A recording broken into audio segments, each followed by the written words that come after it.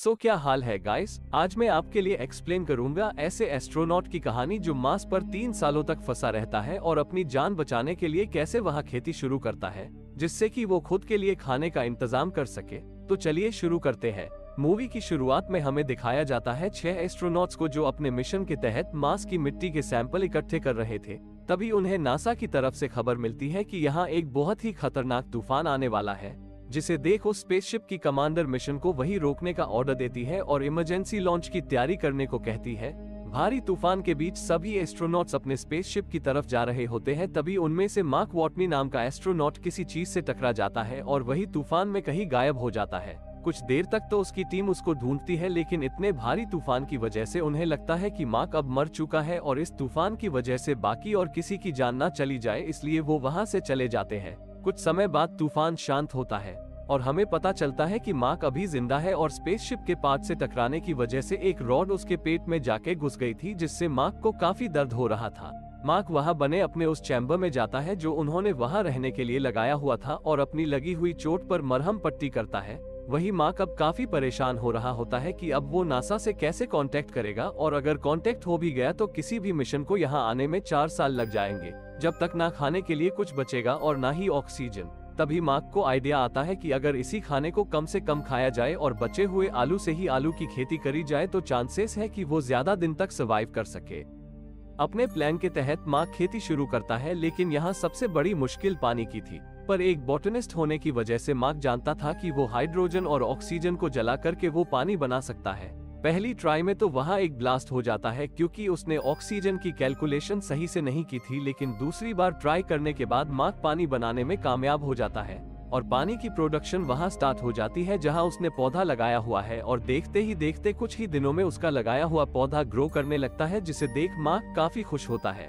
वही अर्थ पर नासा के डायरेक्टर के थ्रू ये डिक्लेयर कर दिया जाता है कि मार्क अब नहीं रहा और उसका फ्यूनरल भी कर दिया जाता है। लेकिन तभी नासा के ऑफिस में एक लड़की जो मार्स को सैटेलाइट के थ्रू देख रही थी, मार्क की मूवमेंट को नोटिस करती है। तभी वो अपने सीनियर्स को इस बारे में बताती है और फिर उन सभी को ये विश्वास हो जाता है कि मार्क अभी जिंदा है।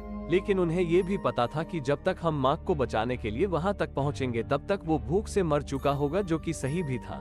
वही मार्क कुछ न कुछ रास्ता ढूंढ रहा होता है नासा से कांटेक्ट करने का और सोचता है कि दूसरे मिशन को यहाँ तक आने में 4 साल लगेंगे, जो कि यहाँ से 3200 किलोमीटर दूर था और वहाँ तक पहुँचने में लगभग 50 दिन लगने थे। लेकिन बुरी बात यहाँ ये थी कि उसका रोवर दिन में सिर्फ 35 किलोमीटर ही चल सकता था, जिसके बाद उसे सोलर पैनल की मदद से चार्ज करना पड़ता था और उसे कम से कम सुविधाओं के साथ 50 दिनों तक उस रोवर में जिंदा रहना था।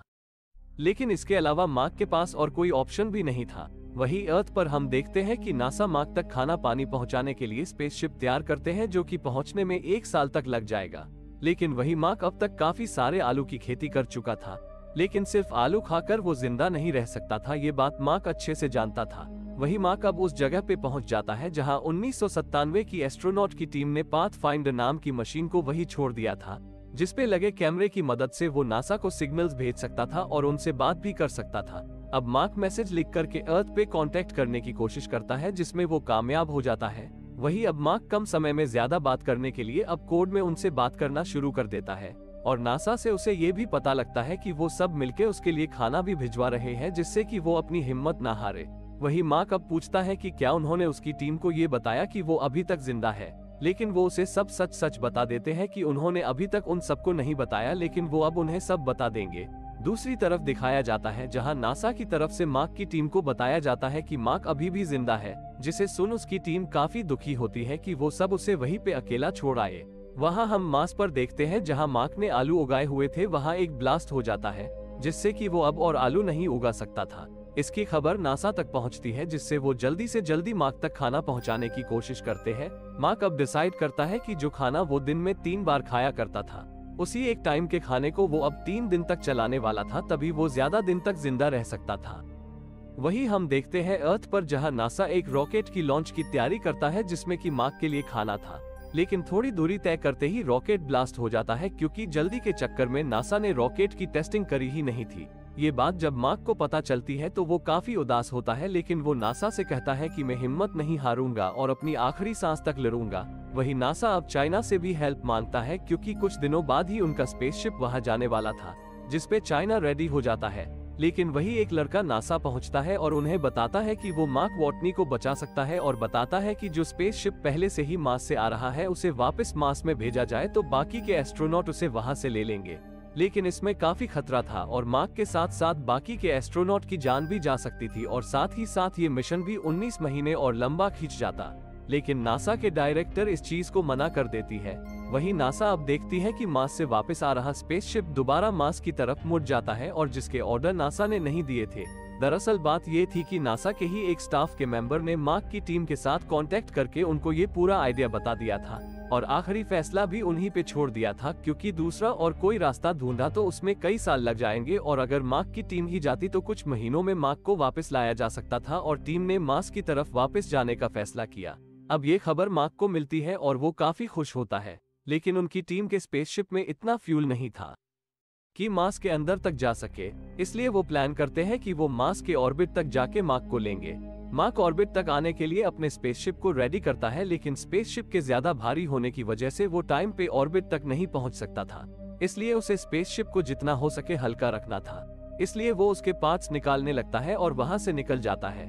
स्पेसशिप पूरी तरह से ठीक ना होने की वजह से मार्क को अंदर सफोकेशन होने लगती है और स्पेसशिप को हैंडल करना भी काफी मुश्किल हो जाता है, जिसकी वजह से वो बेहोश हो जाता है, जिससे उसका सबसे कांटेक्ट भी टूट जाता है। ये देख सब डरने लगते हैं, लेकिन थोड़ी देर बाद उसे होश आ जाता है और ये देख सब काफी खुश हो जाते हैं, क्योंकि अर्थ पर काफी सारे लोग इस मिशन पे नजरें जमाए बैठे थे और मार्क और उसकी टीम के लिए दुआ कर रहे थे।